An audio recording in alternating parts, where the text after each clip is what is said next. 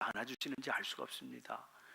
감히 주님의 십자가 보배로운 피의 은혜와 공로를 누릴 수 있는 자격 없사오나 우리가 아직 죄인 되었을 때에 그리스도께서 십자가에 달려 돌아가심으로 우리를 향한 하나님의 사랑을 확실하게 보여주신 것 감사합니다.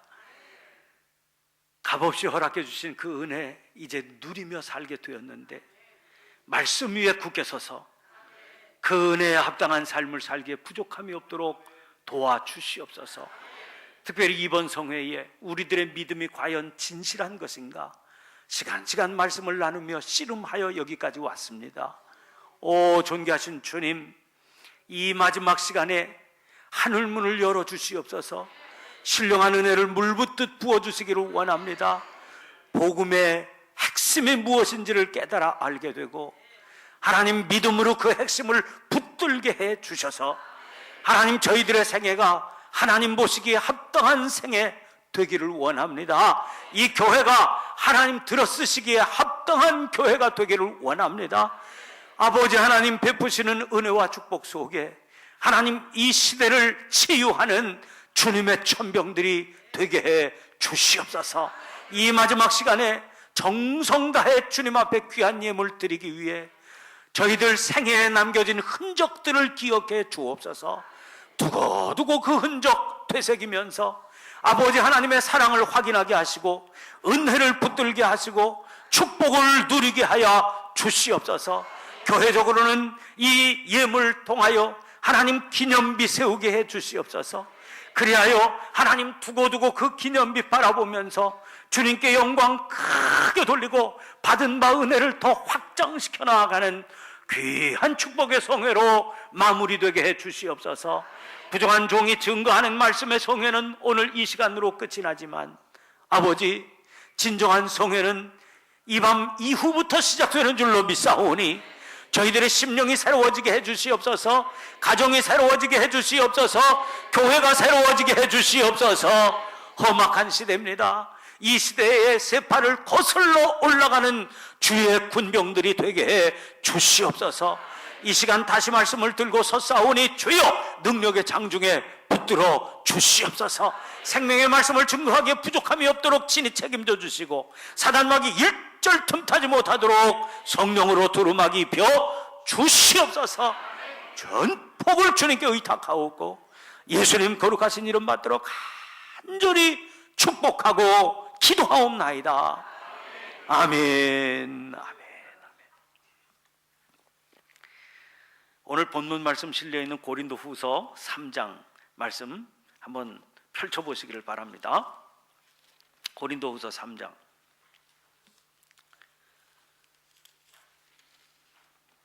한번 말씀을 읽으면서 이제 살펴봐야 됩니다. 여러분 이 고린도후서 3장은 소위 율법 조문과 영을 비교하고 설명하는 그런 내용으로 시작이 됩니다. 이제 그 전에 사도 바울이 설명하는 거예요. 그 전에 이스라엘 백성들은 율법 조문에 얽혀 있는 그런 삶을 살았습니다. 그게 믿음인 줄 알았어요. 그래서 그 믿음을 아주 굳건히 하느라고 최선을 다했죠. 그런데 그게 진짜 믿음입니까? 아닙니까? 아니더라는 거예요. 그래서 믿음은 시험해 봐야 된다. 그렇게 말씀드렸잖아요. 사도 바울이 믿음을 시험해 보니까 율법 조문에 얽혀 있는 믿음은 믿음이 아닙니다. 그러면 어디에 털을 두고 있어야 되느냐? 영의 털을 두고 있어야 됩니다. 그래서 6절 말씀 보면 율법 조문은 죽이는 것이요 영은 살리는 것이다. 그렇게 말씀을 하고 있습니다. 사실은 7절 말씀을 하기 위해서 7절 말씀을 하기 위해서 6절 말씀을 한 거예요. 7절 말씀에 뭐라고 썼는가 하니 돌에 써서 새긴 죽게 하는 율법 조문의 직분도 영광이 있어. 이스라엘 자손들은 모세의 얼굴에 없어질 영광 때문에도 그 얼굴을 주목하지 못하였거든. 이렇게 얘기했잖아요. 그러면서 그 밑에 뭐라고 그러는 거 아니? 하물며 영의 직분은 더욱 영광이 있지 아니하겠느냐. 율법 조문은 죽이는 것이라고 그러면서도요 그것도 영광이 있다는 겁니다. 율법 조문도. 여러분 율법적으로 믿음 생활하는 사람도요 무시할 수 없어요. 참 그 나름대로 진실이 있고 그 나름대로 믿음의 지조가 있고 믿음의 능력이 거기 있는 겁니다. 그런데 그 율법 조문에 얽매여 사는 것도, 죽게 하는 그 율법 조문에 털을 두고 사는 믿음의 행위도 영광이 있는데, 하물며 진짜 믿음의 진실한 터전이 되는 영의 직분은 더 영광이 있지 않겠느냐. 그러면서 율법 조문의 터가 되는 모세가 하나님의 영광으로 얼굴에 수건을 썼던 얘기를 하는 겁니다. 그 얘기는 아시지요?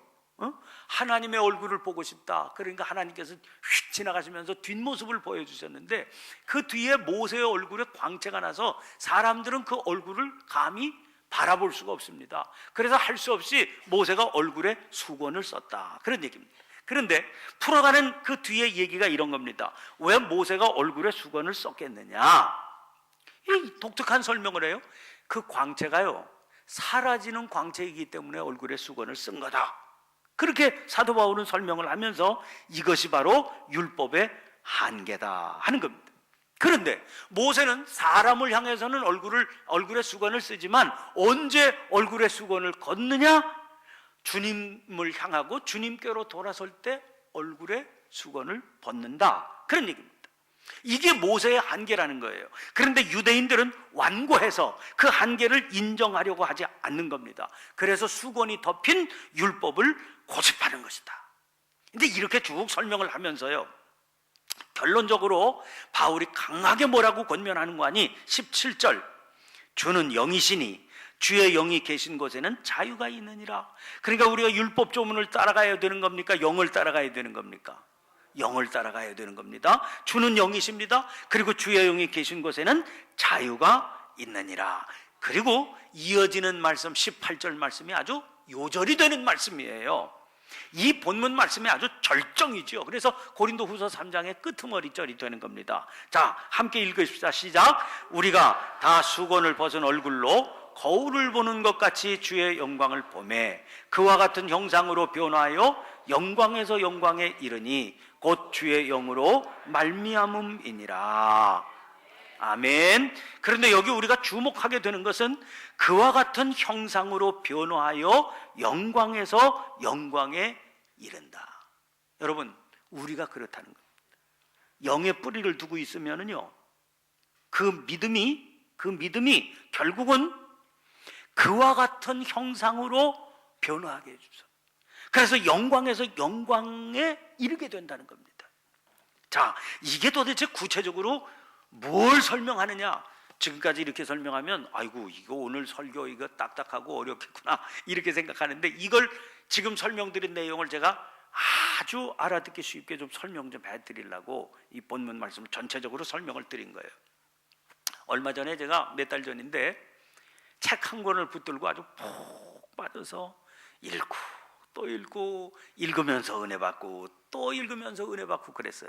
그게 켄 가이어라고 하는 사람이 쓴 십자가를 바라보라, 이런 제목의 책입니다. 이게 무슨 내용을 설명드리면 이런 거예요. 여러분, 저 로마에 가면 성 바티칸에 있는 그 로마 안에 있는 그 캐톨릭의 본부가 되는 조그만 나라죠. 그 교황이 다스리고 있는 나라, 그 바티칸에 가면 성 베드로 대성당이 있습니다. 성 베드로 대성당이 어마어마한 큰 성당이죠. 그것 때문에 교회가 망가질 지경이 돼서 개신교가 세워진 거 아닙니까? 그러니 그 예배당이 얼마나 웅장하고 굉장하겠어요. 근데 그 예배당으로 이렇게 딱 들어가면은요, 딱 문으로 이렇게 딱 들어가면 오른쪽에 딱 문 들어가자마자 딱 오른쪽에 보면 위대한 조각 작품이 하나 있어요. 그게 미켈란젤로가 조각한 피에타라고 하는 조각입니다. 너무너무 유명한 조각이죠.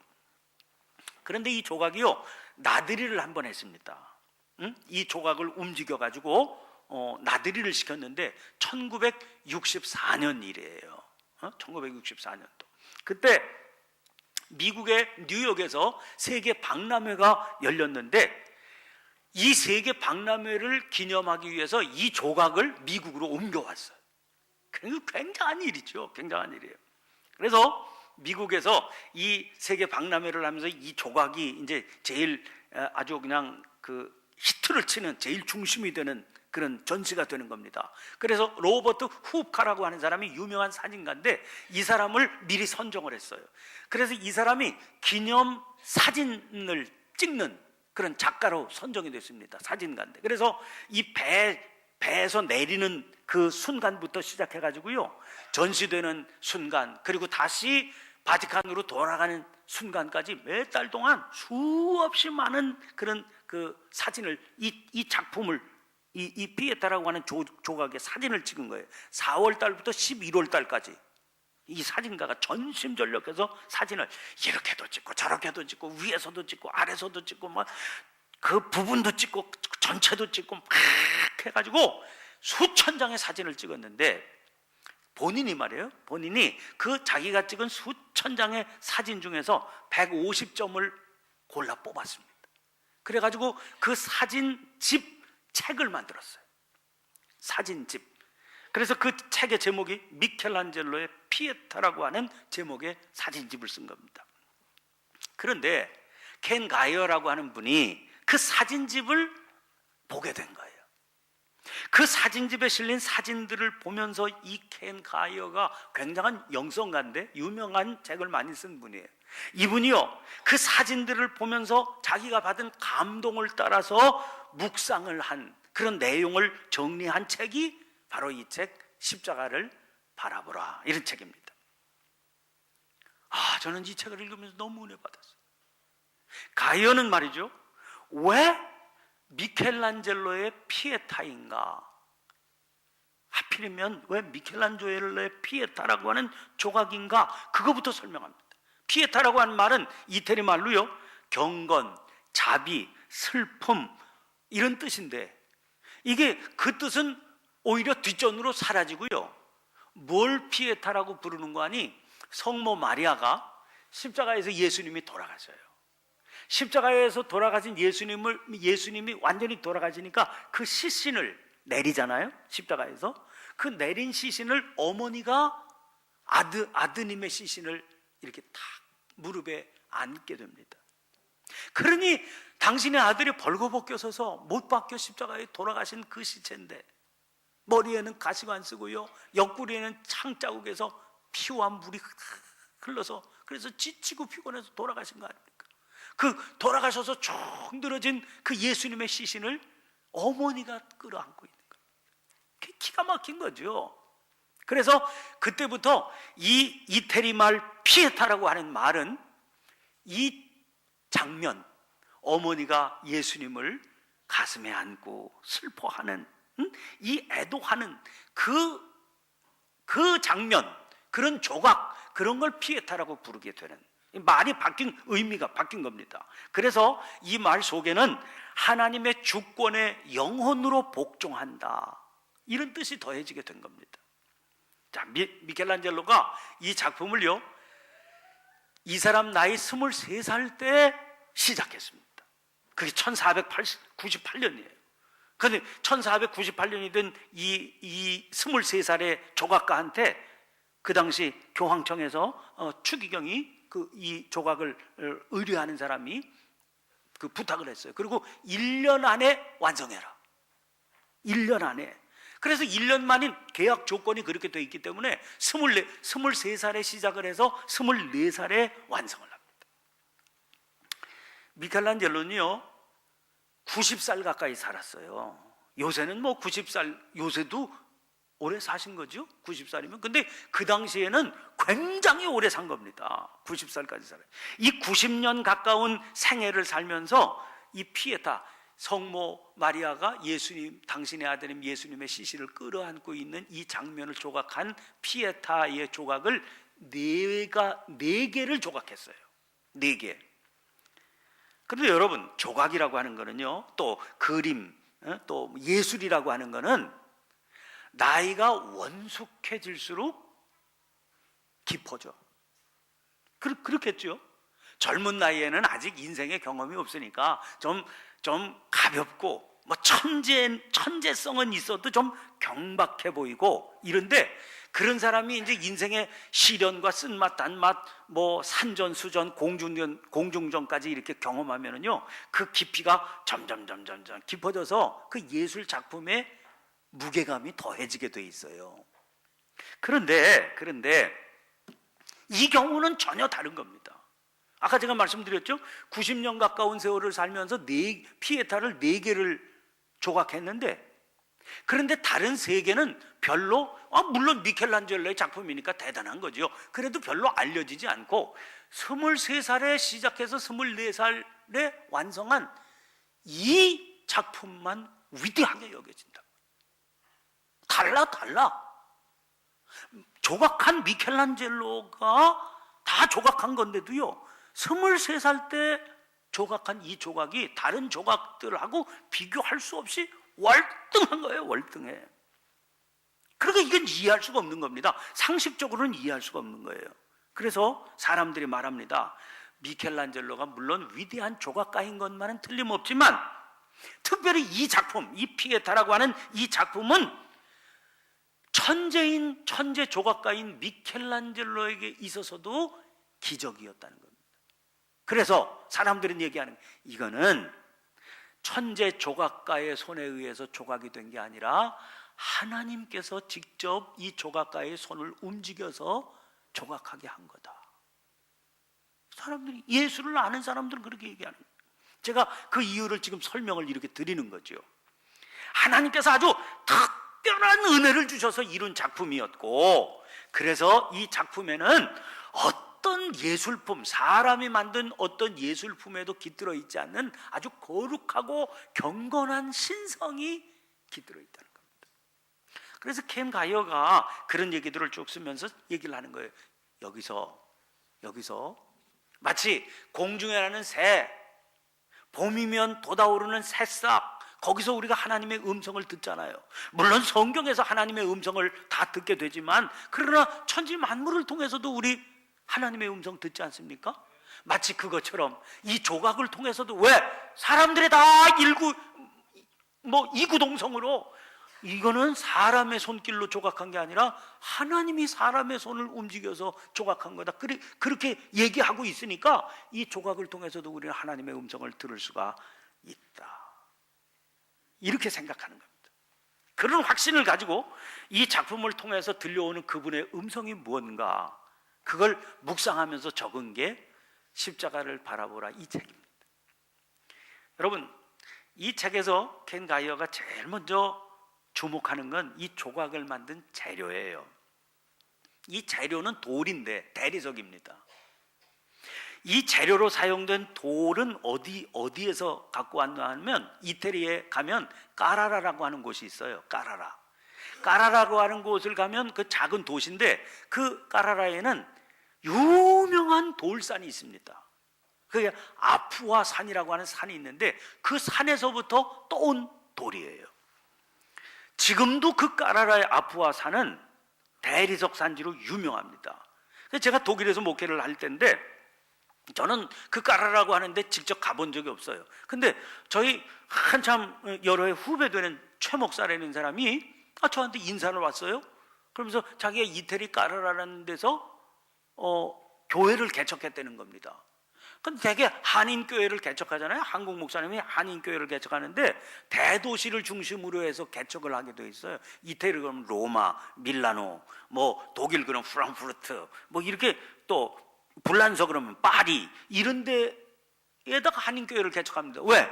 한국 사람들이 대도시에 몰려 있잖아요, 주로. 그러니까 그 한국 사람들 많은 곳에 교회를 개척하는데, 아니 듣도 보도 못한 까라라라고 하는데 한인교회를 개척했다고 그래서 제가 깜짝 놀랐어요. 아니 거기 뭐가 있어서 한인교회를 개척해? 그러니까 이 최 목사님이 얘기하는 겁니다. 목사님, 거기 제법 한국 사람들이 있어요. 아니 그 이름도 들어보지 못한 도시인데 어떻게 거기 한국 사람이 많아? 주로 미술하는 사람들인데, 미술 중에서도 조각하는 사람들이 있어요. 왜? 거기 돌산에 돌이 세계적으로 유명한 겁니다. 그래서 조각을 공부하는 한국에서 난다 긴다 하는 그런 미술 학도들이 그 훌륭한 돌을 재료로 삼아서 그 산지에서 조각을 공부하는, 또 거기 조각을 가르치는 미술대학이 세계적으로 유명한 대학이 있는 겁니다. 그 돌산 때문에. 그래서 미술학도들이, 조각하는 미술학도들이 거기 몰려드는 거지요. 세상에 1400년대 미켈란젤로 때도 파먹던 그 돌산을 아직도 파먹으면서 하는 거예요. 어마어마한 겁니다. 그래서 제가 물었어요. 아니 도대체 그 돌산이 어떤 데길래 그렇게 돌이 유명해? 그러니까 설명을 하는 거예요. 목사님, 그 산은요 보통 돌이 아닙니다. 설명을 하는 거예요. 그 사람 말도 기똥차게 잘해. 저는 그냥 그 얘기 들으면서 가보지도 못했으면서도 뿅 갔습니다. 색깔이, 돌의 색깔이 그렇게 영롱하다는 거예요. 영롱하다는 거예요. 그래서 사람들이 그 돌만 보면 그냥 뿅 간다는 거예요. 저걸로 작품을 만들면 아무렇게나 만들어도 작품이 되겠구나, 이럴 정도로 아주 좋다. 근데 책을 보니까 이 색깔, 다양한 돌의 색깔이 왜 나오느냐? 그 돌 속에 섞여 있는 광물성 성분 때문이라는 겁니다. 예를 들면 파란 색깔의 대리석이 있는데 그 대리석은요 돌 속에 흑연이 들어가면 파란 색깔이 난다는 거예요. 또 붉은 대리석이 있어요. 볼고스름한 대리석이 있는데 그 대리석은 산화철이 들어가면 그런 색깔이 나온다는 겁니다. 이야, 아무도 안 놀라시네. 나는 이 얘기를 들으면서 너무너무 놀랐어요. 보세요. 하나님께서는 돌 속에 불순물을 집어넣으셔. 불순물을 집어넣으셔요. 그러면 그 불순물이 그 돌 속에 기어 들어가면서 아름답게 바뀌어. 우리 삶이 그런 겁니다. 하나님께서 손을 대시잖아요. 연세 높으신 어른들 만나 뵈면요, 연세 높으신 어른들이 만나 뵈면 그 연세 높으신 어른들이 하시는 말씀이 있어요. 내가 살아온 생애를 책으로 쓰면 몇 권은 쓸겨. 그러세요. 응? 그 생애 하루하루가 다 기가 막힌 굴곡진 생애들이다. 그런데 그 생애를 그 굴곡지고 여러 가지 산전수전 겪으면서 말이죠, 말로 다 할 수 없는 어려움을 다 몸속에 잘 하나님의 은혜 가운데 녹여서 받아들인 사람은요, 초등학교도 제대로 못 나왔는데 인생을 바라보는 시야가 다른 겁니다. 그 생애가 그가 평생 동안 경험해왔던 그 굴곡 잘 하나님의 은혜로 이걸 자기의 생애에 잘 받아들였더니 세상 무슨 철학 교수가 가르친 강의가 그렇게 인생을 바꾸겠습니까? 무슨 목사의 설교를 통해서 바뀌어진 생애의 모습이 그렇게 거룩한 향기를 내겠습니까? 그냥 향기가 나는 거예요. 그 어려운 굴곡 속에 하나님의 은혜를 받아요. 제가 최근에 교회에서요, 요셉의 생애에 대해서 수요 기도의 시간에 계속 했어요. 계속 요셉을 읽으면서 그러면서 공부를 하니까, 성경을 읽으면 얼마나 은혜가 되는지 저도 은혜가 되고, 뭐 눈치를 보니까 우리 교인들도 은혜를 많이 받더라고요. 여러분, 처음에 요셉 17살 될 때까지 채색 옷 입고 아버지의 사랑을 콩박 받으면서 이럴 때는요 진짜 싸가지가 없어. 요셉은 왜? 아니 형들이 좀 잘못했다고 촥싹 가서 아버지한테 일러 바치고 말이지. 아버지 사랑한다고 말이지 으쓱으쓱 대면서 형들 내 꿈 좀 들어볼래? 아이고 나 같아도 귀싸대고 그래. 남을 배려할 줄을 몰라요. 인생이 참 좋은 점이 많이 있지만 인생이 이렇게 돼서는 안 되잖아요. 그런데 하루아침에 종으로 팔려가요. 그것도 모자라서 또 죄수로 떨어져요. 그런 과정을 말이죠 13년 동안 하는 겁니다. 13년. 내일을 알 수 없는 그런 굴곡진 인생을 사는데, 그런 굴곡진 인생을 살면서 경박하기 짝이 없던 청년이 말이죠, 그런 중에도, 그런 성품 속에서도 하나님만 바라보고 하나님 보시기에 합당한 삶을 살려고 노력했더니 나이 30이 됐을 때는 넉넉한 총리감이 돼 있더라는 거예요. 이게 하나님께서 이루시는 일 아닙니까? 하나님께서. 보세요. 그것만이 아니죠. 어느 날 그 아프아 석산에 돌이 탁 있는데요, 영롱한 빛을 가지고 쫙 색깔을 자랑하면서 돌이 그 돌산에 서 있는데, 떡 버티고 있는데 인부들이 와요. 인부들이 와가지고 이 돌을 덩어리로 떼어내기 위해서 갑자기 돌에 구멍을 뚫습니다. 지금도 그러더라고요. 제가 가서 보니까. 저 포천 가면, 제가 철원에서 목회할 때인데 포천 가면 우리나라에서 유명한 돌 산지가 있잖아요. 그러면 거기다가 구멍을 뚫어요. 구멍을 뚫어갖고 요새는 기계로 컴프레셔로 말이죠, 바람을 확 불어넣습니다. 그러면 성경에 뭐라고 그랬는가 하니, 하나님께서 바람으로 바위를 가르신다고 그랬는데 정말 성경 말씀대로 갈라져요. 결이 있어요. 그 돌에 결이 있거든요. 그 결을 인부들이 잘 보고 그 결에다가 구멍을 내요. 그리고 거기다가 그냥 강한 공기를 확 쏘면 결을 따라서 이 돌이 떨어져 나가는 거예요. 그런데 미켈란젤로 시절에는 컴프레셔가 없었어요. 그러면 어떻게 돌을 떼어내느냐? 인부들이요, 구멍을 뚫어, 정으로 구멍을 뻥뻥뻥뻥 뚫고요, 거기다가 나무를 깎아서 박아요. 그리고 물을 부. 머리 좋죠. 나무를 꽉 끼워서 이 구멍에다 꽉 집어넣고 물을 붓거든요. 그럼 나무가 불잖아요. 물을 먹어서 부르면 그 결이 금이 가기 시작하는 거예요. 그럼 더 큰 나무를 박아놓고 또 물을 붓고, 더 큰 나무를 박아놓고 또 물을 붓고, 그러면 결국은 그 돌이 쩍여지는 거예요. 그러면 이제 자기가 원하는 돌덩어리가 있잖아요. 그 작품이 얼마나 큽니까? 그러니까 큰 돌덩어리를 쪄내는 거예요. 그러고서 이제 이 돌을 실어오는 겁니다. 배에다 싣고 실어와. 이 돌이 그 돌을 기다리고 있었던 미켈란젤로가요, 이 돌덩어리가, 자기가 원하는 색깔의 돌덩어리가 탁 도착을 하니까요, 작업을 시작하는 겁니다. 자기 글에, 미켈란젤로가 자기 글에 남긴 말이 있습니다. 나는 대리석이 도착했을 때 그 대리석에서 천사를 보았다. 그래서 그 천사가 풀려날 때까지 조각하고 또 조각했다. 사람들은요, 돌만 봅니다.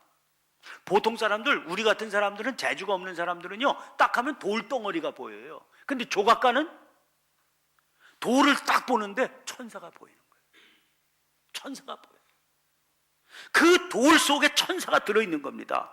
그 조각가는 뭐 하는 거예요? 돌 속에 있는 천사를 끄집어내는 게 조각이에요. 자, 그래서 밤새도록 작업을 합니다. 이 위대한 작품을 1년 만에 만들어내야 되니까 그냥 밥도 안 먹고요, 미친 듯이 작업을 하는 거예요. 그러다가 뭐 탁 영감이 떨어지면은요, 밥도 굶고 그냥 맨날 며칠 그 돌덩어리를 쳐다보고 있는 겁니다. 천사를 보려고. 그리고 천사가 보이기 시작하면 또 작업을 하고 또 작업을 하는 겁니다. 그런데 여러분, 조각을 하는 작업은 뭘로 할까요? 도구가 뭐예요? 도구가 뭐예요? 망치, 또 정, 끌. 그거 어떻게 하는 거예요? 그걸로 돌을 쪼아내는 거예요. 돌을 쪼아내는 겁니다. 이건 완전히 그 작업은요, 이건 무슨 예술가의 작업이 아니라 완전히 그냥 야만적인 작업이야. 놓고 그냥 쪼개내는 거예요. 쪼개내는 거예요. 여러분, 이걸 우리는 하나님이 하셨다, 그렇게 고백을 하는데, 그러면 이 형상, 이 돌에서부터 천사를 꺼내 이 아름다운 위대한 작품을 꺼내는 이 작업은 결국 하나님께서 끄집어내는 형상이다, 그런 얘기입니다. 자, 보세요. 여기 지금 형상이라고 하는 단어가 고린도 후서 3장에 나오는 거예요. 형상. 조각은 형상이거든요. 여러분, 유럽의 미술관을 가면 조각들이 그냥 꽉 있습니다. 조각. 응? 그 아득한 옛날부터 언제인지 알 수 없는 그 시대부터 사람들은 조각을 만들어냈어요. 조각이라는 게 형상 아닙니까? 조각으로 드러난 형상을 사람들은 만들었다는 겁니다. 그런데 옛날 바벨론, 바벨론 혹은 로마 이런 데 말할 또 옛날 고대 시대 때는요, 왕을 사람들이, 요새는 텔레비를 통해서 대통령 맨날 보잖아요. 예? 대통령 맨날 보지만 옛날 고대 시대에는 왕을 본 적이 없어, 백성들이. 그렇잖아요. 왕을 본 적이 없지 않습니까?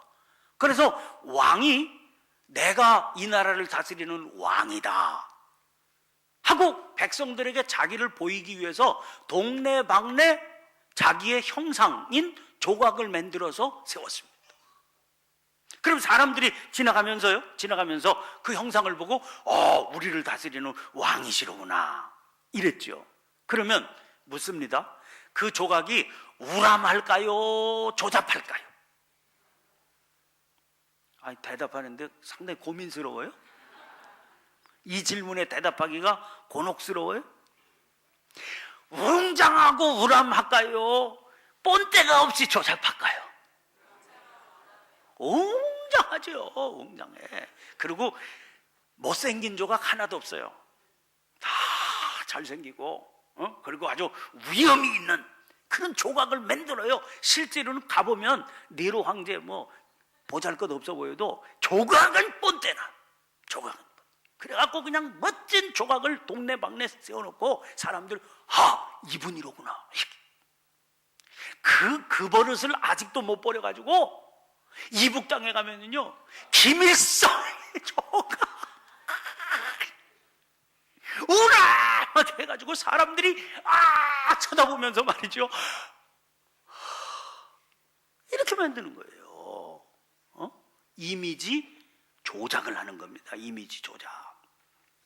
그래서 그 형상을 보는 사람들은요, 누구든지, 여러분 아무리 그까짓 거 이래도요, 그 우람한 조각 앞에 서면 왜 나는 자꾸만 작아지는가, 이렇게 되는 거예요. 이렇게. 그러니까 궁전도 왜 크게 짓습니까? 저 지방에서 껐덕껐덕 대던 것들이 말이죠, 임금 만나러 딱 오잖아요. 건물에서부터 기가 질려. 그리고 그냥 자꾸 임금 앞에 가까이 가면 갈수록 막 오줌이 마려. 기가 찔리는 거예요. 그러니까 임금이 여보야 그러면 그냥 기절을 하는 거지. 그러면서 그냥 시키지도 않았는데 충성하겠나이다 이렇게 나오게 되는 거예요. 그러니까 이 형상이라는 게 이렇게 중요하다고요. 그러니까 여러분, 형상을 보는 사람들은 그 형상의 주인공인 왕이 얼마나 강한 존재인지, 두려운 존재인지 얘기 나눠보지도 않았는데 그 형상을 보고 질리게 만드는 거예요. 그런데 이건 고대 국가의 얘기지만 아득한 인류의 초기 시대 때 우리는 아주 근원적인 형상의 이야기를 성경에서 만납니다. 그렇죠?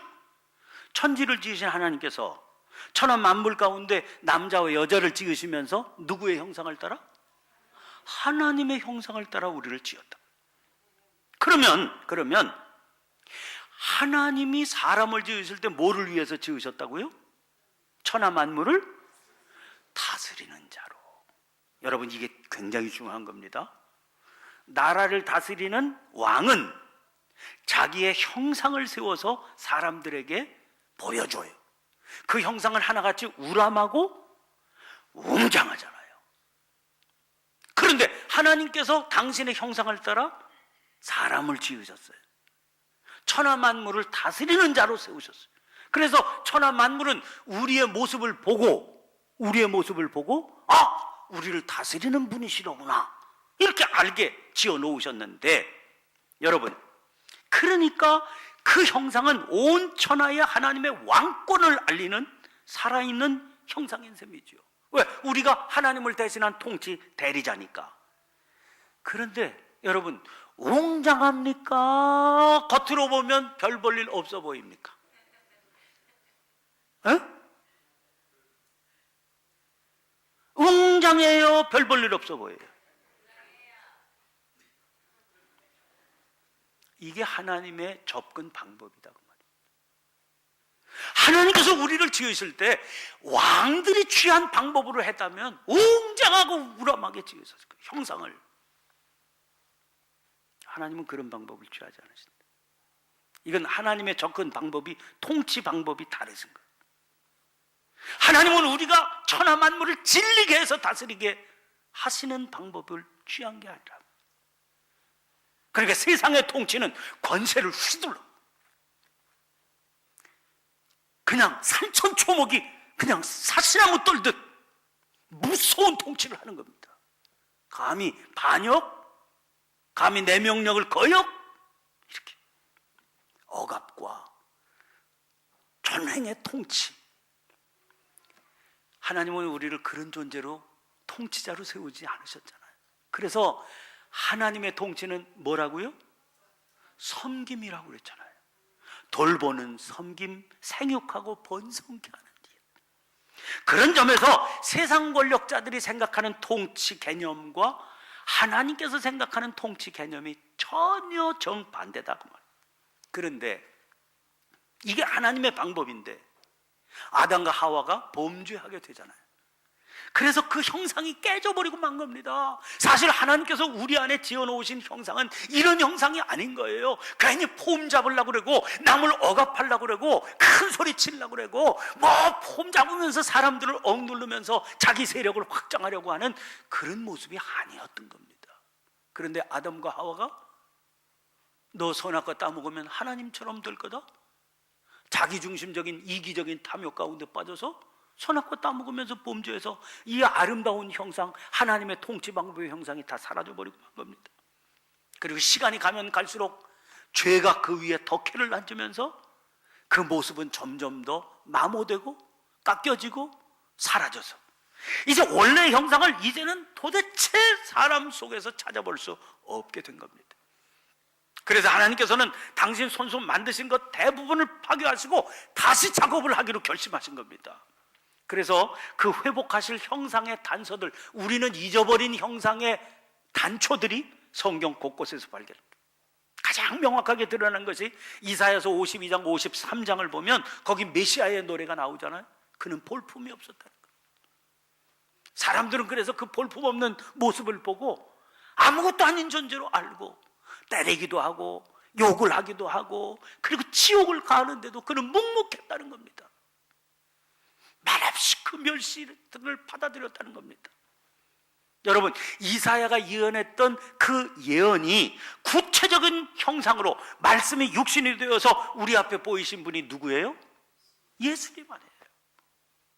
여러분, 세상의 통치자는 십자가에 달려 돌아가시는 예수님의 모습을 통해서 전혀 통치자의 모습, 왕의 모습을 볼 수가 없습니다.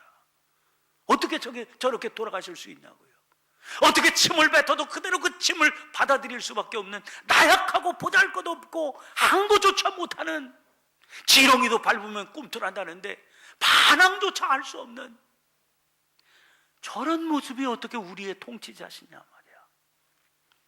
여러분, 여기서 만나게 되는 근원적인 질문이 있습니다. 3장 18절에 나오는 그와 같은 형상이라고 하는 말이에요.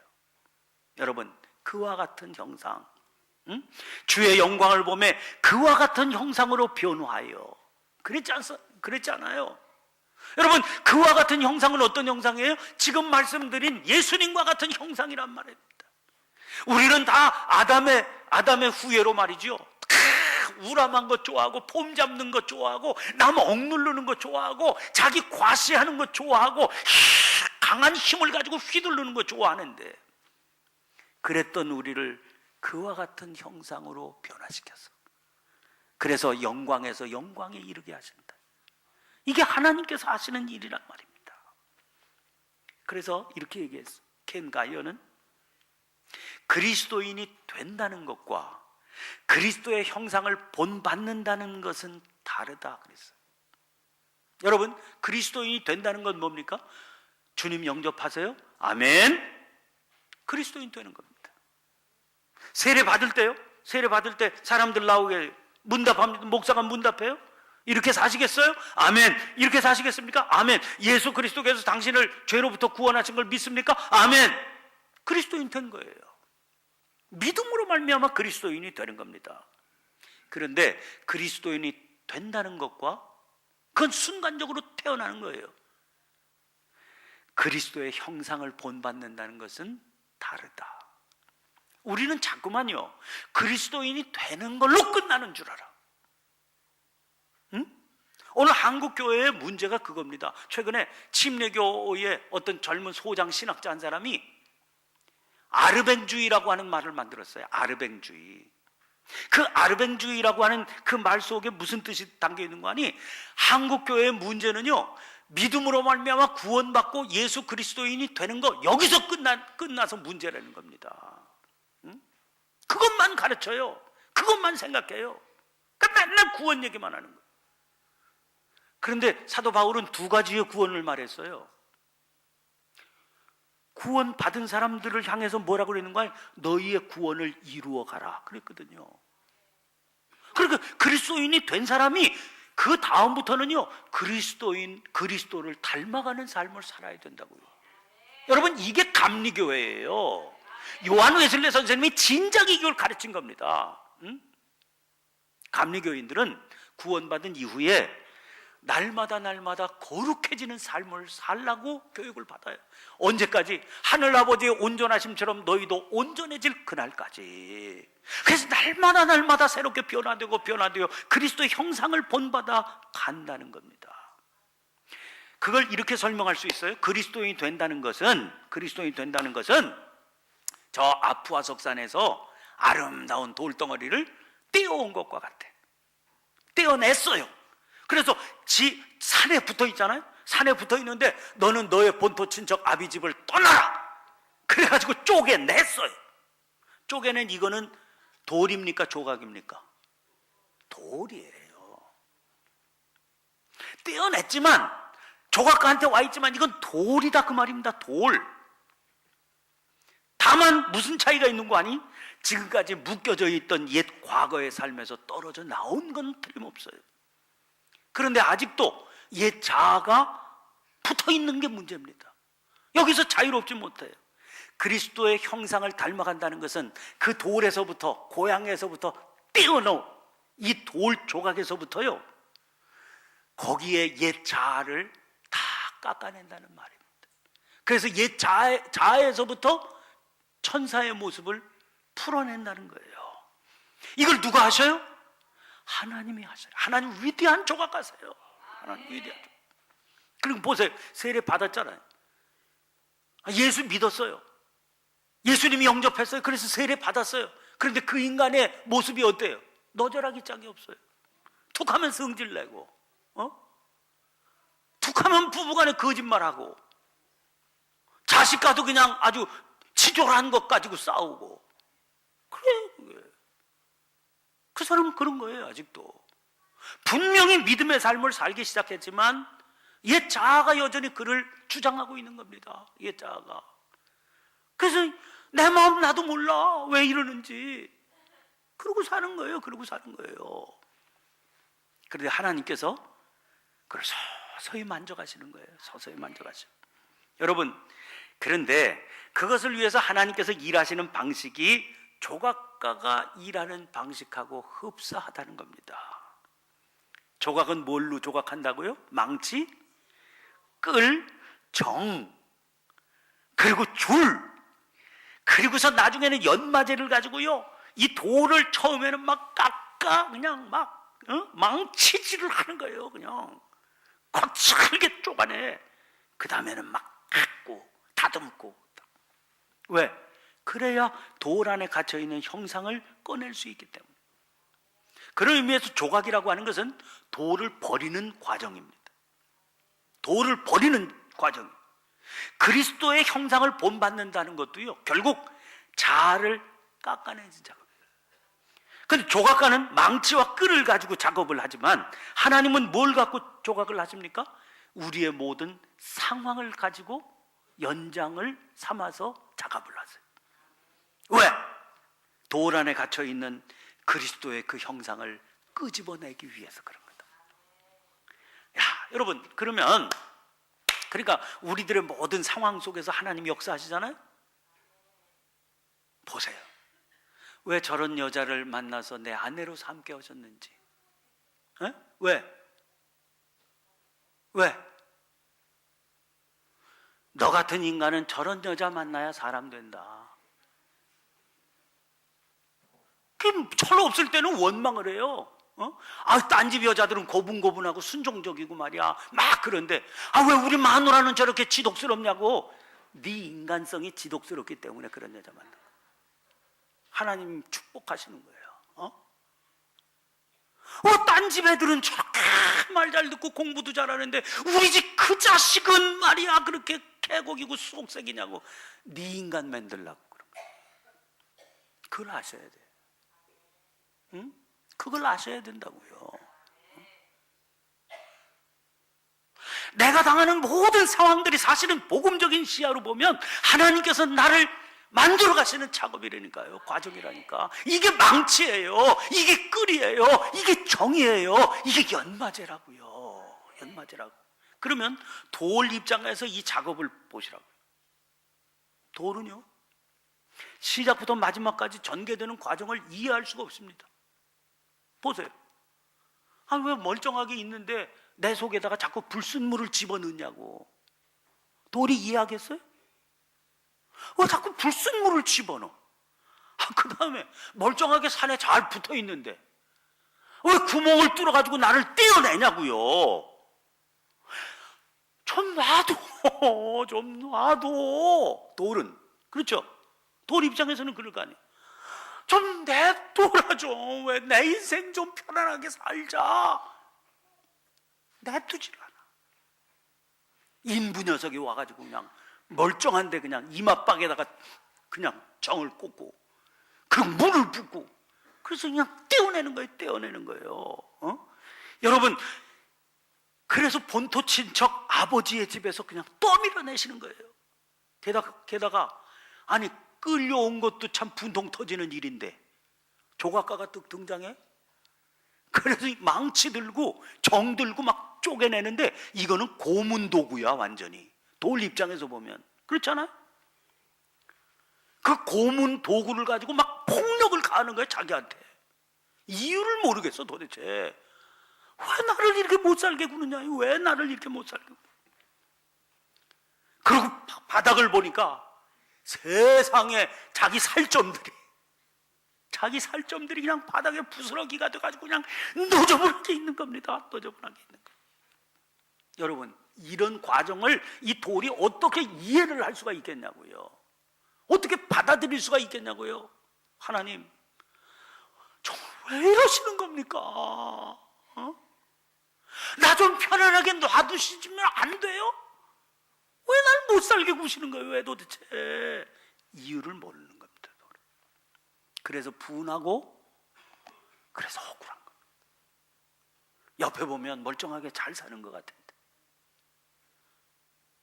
그 산에 있을 때 내 친구는 여전히 그 산에 잘 버티고 있는데 왜 나만 이렇게 떨어져 나와서 저 미친 인간 같은 조각가를 만나게 해서 매일 밤이고 낮이고 그냥 나를 그냥 막 망치로 쪼개고 정으로 쪼개고 그냥 갈아내고. 아니 나랑 무슨 척진 원수냐가 이거야. 왜 나를 이렇게 못 살게 구느냐. 이 고통 속에 별별 생각 다 들지 않겠습니까?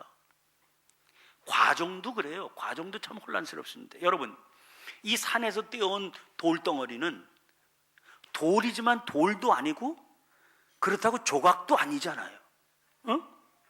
지금 이 돌이 채석장에 있는 것도 아니고 그렇다고 지금 미술관에 모셔져 있는 것도 아니지 않습니까? 어정쩡한 거예요. 아무것도 아닌 거예요. 그런 채로 돌이 자꾸만 작아져 가는 겁니다. 그러던 어느 날 조각가의 작업장에 저 높이 창이 있는데 그 창에서 아침 해가 떠가지고 햇살이 쫙 비쳐 들어와요. 이 돌 위로 햇살이 쫙 비쳐 들어가는데 이게 웬일입니까? 윤곽이 드러나 있는 거예요. 전혀 그 돌덩어리 떼어올 때는 생각도 못했던 윤곽이 도드라져 나오는데 이게 뭡니까?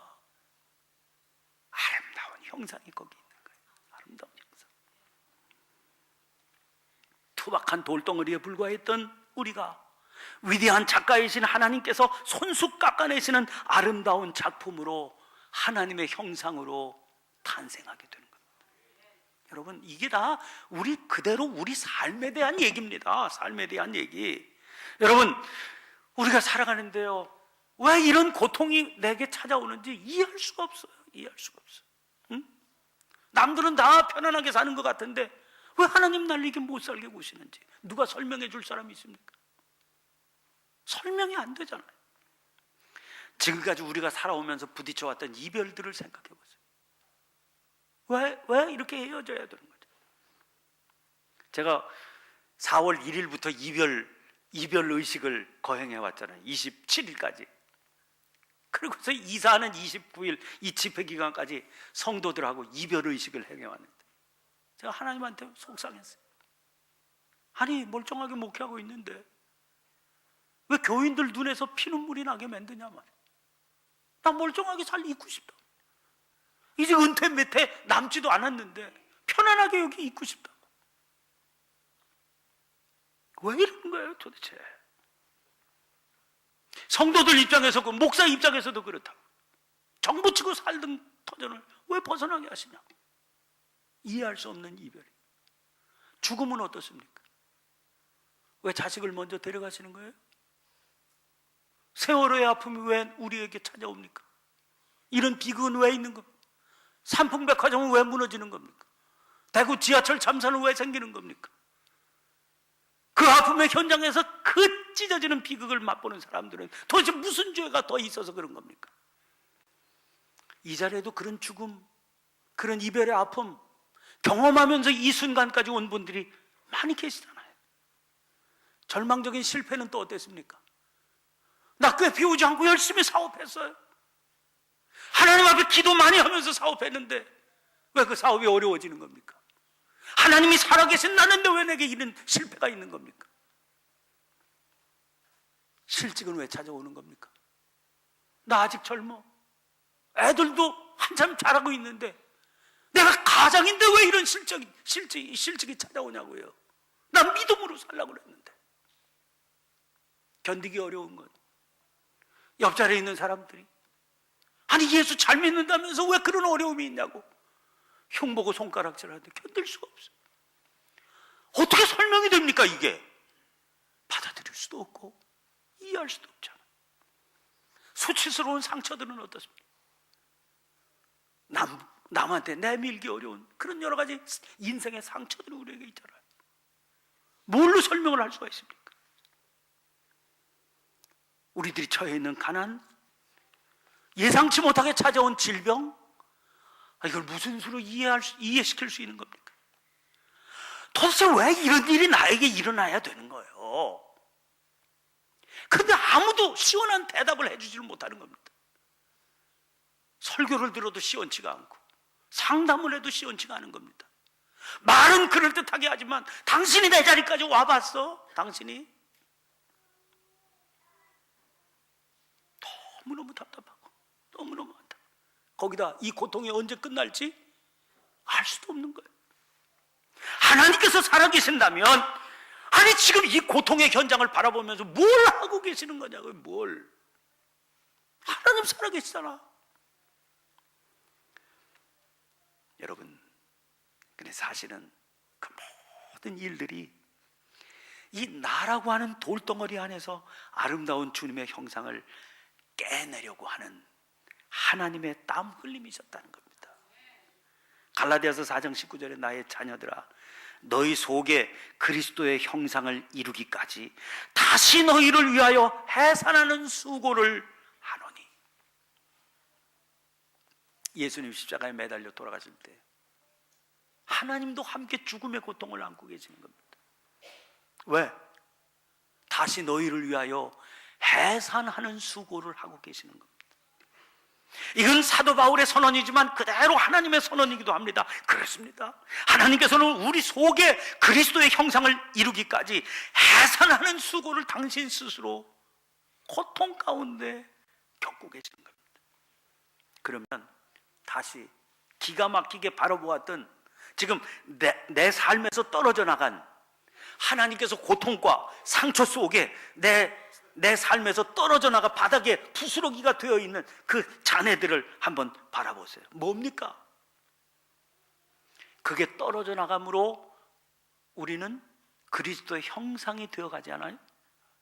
그럼 떨어져 나간 그것들은 어떤 것들입니까? 그게 바로 옛 자아라고요. 자기중심적이었던 자아, 이기적인 정욕에 물들었던 것들, 그게 떨어져 나가야, 그게 내 속에서 빠져나가 줘야 그리스도의 형상이 태어날 수 있어요. 제가 강원도 철원에서 목회를 했는데 그 빚더미 위에 있던 교회에서 이제 그 빚을 갚고 그리고 목회를 하는데, 제가 33살에 그 교회 담임 목사로 부임했어요. 그래서 3년 정도 되니까 빚을 다 갚으니까 한 36살 됐는데, 제가요 얼마나 기고만장했는지 몰라. 얼마나 창피하고 부끄러워. 나이 30대 중반에요. 너무너무 기고만장했다. 근데 빚 다 갚았다고 말이지. 우리 집사 한 분이 목사님께서 이 정도 차는 타셔야지. 그러고서 막 이게 좋은 차를 한대 또 선물해 주셔서 그걸 탁 몰고 하얀색 승용차를 몰고 전국을 뽐떼나게 다니면서 부흥회를 인도하고 그러는데, 그때 부흥회 인도하느라고 제가 아주 일정이 바빴어요. 세상 무서운 줄 몰랐어요. 어느 날 하나님께서 그 교회를 떠나라고 그러시더라고요. 근데 이 떠나라는 소식이 저 독일에서부터 연락이 오는 전화 한 통화에서부터 시작됐잖아요. 제가 웃었습니다. 호웃음을 쳤어요. 그 주변에 또 물어봤죠. 저 독일에서 유학 갔다 온 사람들한테 물어봤어요. 그 독일에서 나 오라고 그러는데 어때? 그 주변에 있던 그 선 후배 목사님들이 막 펄쩍 뛰는 거예요. 형님이 거기 왜 가시오? 거기 골치 아파. 거기 가면. 안 간다고 그랬어요. 그래서 한 6개월 동안 신랑 일을 하다가 거기서는 오라, 난 못 간다. 한 6개월 동안 신랑이 하다가 끝났어요. 안 간다는데 뭐. 그러고서 2년이 흘렀지 않습니까? 2년 만에 다시 연락이 왔어요. 그 교회에서. 제가 기도해야 되겠다, 그런 생각이 들었습니다. 3일 동안 제가 엎드려서 기도하는데 이건 하나님께서 인사장에 도장 찍으셨구나, 그런 생각이 들었어요. 그래서 급거 정리를 했습니다. 나이 40이 됐을 때 헤어지는 장면이 너무너무 마음 아프더라고요. 그래서 붙잡는 교인들을 뿌리치고요, 그냥 저를 천사처럼 하나님처럼 막 주님처럼 그렇게 섬기고 공개하던 그런 성도들을 뒤로 하고 제가 비행기 타고 갔잖아요. 하나님께서 저를 낮추시는데 그 교민교회 목회하면서 저를 그냥 아주 묵사발을 만드시는데요, 자존심이란 자존심은 다 박살나고 한없이 낮아지죠. 그 과정을 통해서 하나님의 은혜가 얼마나 감사한지 알았어요. 지금 와서 생각하는 거예요. 60 넘게 되니까 생각하는 거예요. 그때 그 기고만장한데 내버려 두셨으면 웃기는 목사가 됐겠구나. 웃기는 목사가 됐겠구나. 하나님의 은혜, 하나님의 사랑, 하나님의 축복, 그리고 그 과정을 거쳐서 하나님께서 지금 그래도 이만한 모습으로라도 목회할 수 있도록 원숙함을 주시더라고요. 난 너무너무 감사합니다. 떨어져 나갔던, 자랑스럽게 생각했던 것들 다 떨어져 나가게 하셨는데, 그 떨어져 나간 것들 붙어 있을 때를 생각하면 너무너무 수치스럽고 너무너무 부끄럽고 너무너무 아프고. 사랑하는 여러분, 이게 하나님께서 역사해 주시는 겁니다. 여러분, 이 피에타라고 하는 미켈란젤로의 피에타라고 하는 조각이 그 사실을 강력하게 보여줍니다.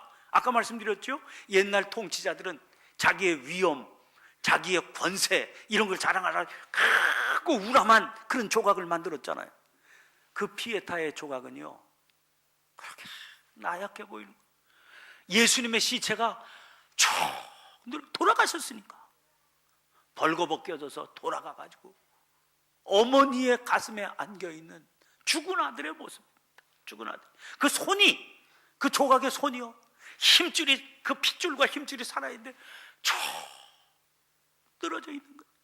너무너무 비참하고 너무너무 초라하고 너무너무 아무것도 아니에요. 하늘의 통치자이신 그분이 벌거벗겨진 비참한 시신이 되어서 어머니 무릎에 늘어져 있는데 힘이라고는 하나도 없는 초락한 몰골입니다. 그분을 안고 있는 마리아의 모습은 어떻게 되어 있습니까? 한 손으로는 아드님을 붙들고 있는데 다른 한 손은 아래쪽 허공을 향하고 있습니다. 가이어는 이 허공을 향한 손을 자기 비움의 손이다, 그렇게 해석합니다. 자기 비움의 손이야말로 예배하는 손이다, 그 말입니다. 우리는 예배할 때요, 반드시 자기의 죄를 회개하고 고백하고 회개하잖아요. 그러면서 전통적인 예배에서는 언제든지 주여 나를 불쌍히 여기소서, 그렇게 고백하게 되어 있습니다. 그건 자기 부정이지요, 자기 비움이지요. 나는 아무리 바르게 서려고 그래도 부족하고 죄 많은 존재입니다. 주님 저를 불쌍히 여겨주세요.